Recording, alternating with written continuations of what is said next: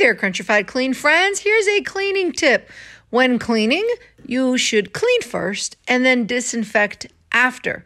Cleaning is the process of removing dirt, grime, dust, debris off of a surface. So I prefer to use a plant-based cleaner. And I use my microfiber towels to clean the surface. I love using the glass and mirror one for glass and mirrors. And then I use the microfiber towel for all the other surfaces.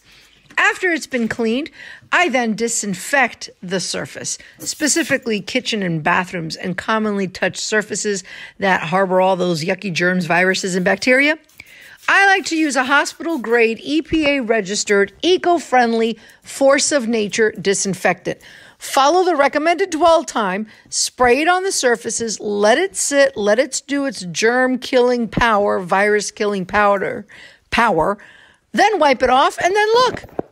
Crunchified clean and disinfected. Use my affiliate links down below to grab them.